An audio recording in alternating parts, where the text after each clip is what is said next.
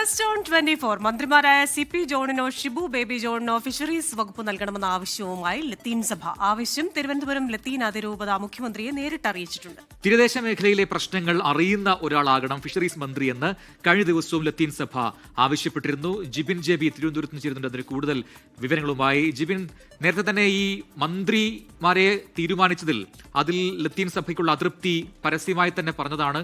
അണിനയിപ്പിക്കാനുള്ള ശ്രമവുമായി മുഖ്യമന്ത്രി അവിടെ ലത്തീൻ സഭ ആസ്ഥാനത്ത് ബിഷപ്പ് ഹൗസിൽ നേരിട്ടെത്തിയ കാഴ്ച നമ്മൾ കണ്ടു. കൂടിയാലോചനയ്ക്ക് ശേഷം പോലും ലത്തീൻ സഭ അയഞ്ഞില്ല, അവരുടെ ആവശ്യത്തിൽ ഉറച്ചു നിൽക്കുന്നു എന്നുള്ളതാണ്. ഇപ്പോൾ ഏറ്റവും പുതിയ വിവരമാണ് ഈ ഫിഷറീസ് മന്ത്രിയായി CP ജോൺ അല്ലെങ്കിൽ ഷിബു ബേബി ജോൺ ഇവർ വരണമെന്നാണ് പറയുന്നത്. ഇവർക്കുള്ള വകുപ്പുകൾ നേരത്തെ നിശ്ചയിക്കപ്പെട്ടതാണെന്നാണ് ഞാൻ മനസ്സിലാക്കുന്നത്. അപ്പോൾ എന്തായിരിക്കും ഇതിൽ സർക്കാരിന്റെ ഒരു ടേക്ക്?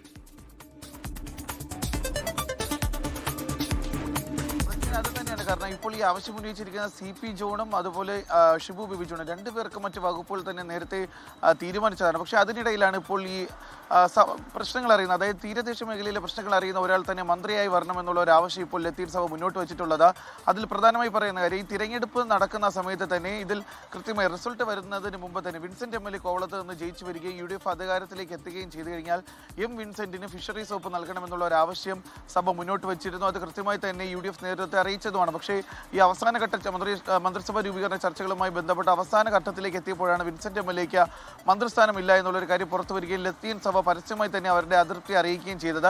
ഇതിന് പിന്നാലെയാണ് കഴിഞ്ഞ ദിവസം മുഖ്യമന്ത്രി തന്നെ സത്യപ്രതിജ്ഞയ്ക്കും ആദ്യ ക്യാബിനറ്റ് യോഗത്തിന് ശേഷം സഭ ആസ്ഥാനത്തേക്ക് എത്തുകയും ബിഷപ്പ് തോമസ് J നെറ്റോയുമായും വികാരി ജനറലുമായി കൂടിക്കാഴ്ച നടത്തുകയും ചെയ്തു. ആ സമയത്ത് അദ്ദേഹം ഒരു ഉറപ്പ് പറഞ്ഞു, ഫിഷറീസ് വകുപ്പ് ഒരു ലത്തീൻ സമുദായത്തിൽപ്പെട്ട ഒരാൾക്ക് അല്ലെങ്കിൽ ഒരു തീരദേശവാസിക്ക് ലഭിച്ചിട്ടില്ല എങ്കിൽ പോലും തീരദേശ മേഖലയുടെ പ്രശ്നങ്ങൾക്ക് അത് പരിഹരിക്കുന്നതിന് എപ്പോഴും മുഖ്യമന്ത്രി തന്നെ നേരിട്ടുണ്ടാകുമെന്നുള്ള ഒരു ഉറപ്പ് നൽകിയ ശേഷമാണ് മുഖ്യമന്ത്രി മടങ്ങുകയും ചെയ്തത്. അതിനുശേഷമാണ് ലത്തീൻ സഭ ഇപ്പോൾ ലത്തീൻ സഭയുടെ ഒരു ആവശ്യം കൂടി അവർക്ക് മുന്നോട്ട് വച്ചിരിക്കുന്നത്. കാരണം തീരദേശ മേഖലയിലെ വോട്ട് എന്ന് പറയുന്നത് അത് പൂർണ്ണമായി ലഭിച്ചിരിക്കുന്നത് UDF-നാണ്, ഏറെക്കുറെ ലഭിച്ചിരിക്കുന്നത് UDF-നാണ്. അപ്പോൾ തീരദേശ മേഖലയിൽ നിന്ന് തീരദേശ മേഖലയിലെ പ്രശ്നങ്ങൾ അറിയുന്ന ഒരാൾ പറഞ്ഞു. അതുകൊണ്ട് തന്നെയാണ് ഷിബു ബേബി ജോണിന് ഫിഷറീസ് വകുപ്പ് കൂടി നൽകണമെന്നുള്ള ആവശ്യം ലത്തീൻ സഭ മുന്നോട്ട് വെച്ചത്. കാരണം ഷിബു ബേബി ജോൺ ഈ ലത്തീൻ സമുദായത്തിൽപ്പെട്ട ഒരാളാണ്.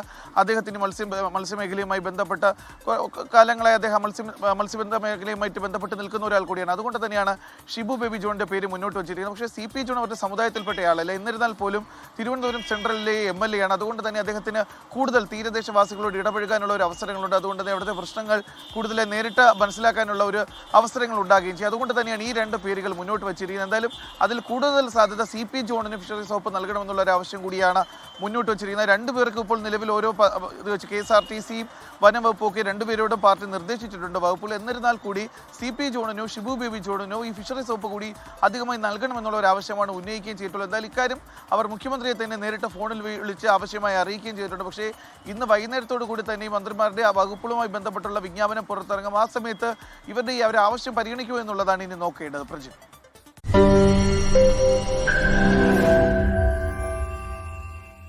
ലോകത്തെവിടെയായാലും ഏത് സമയത്തും 24 വാർത്തകളും ഓഗ്മെന്റഡ് റിയാലിറ്റി പാക്കേജുകളും എക്സ്പ്ലെയിനറുകളും വിശദമായി കാണാൻ ഞങ്ങളുടെ YouTube ചാനൽ നിങ്ങൾക്ക് സബ്സ്ക്രൈബ് ചെയ്യാം.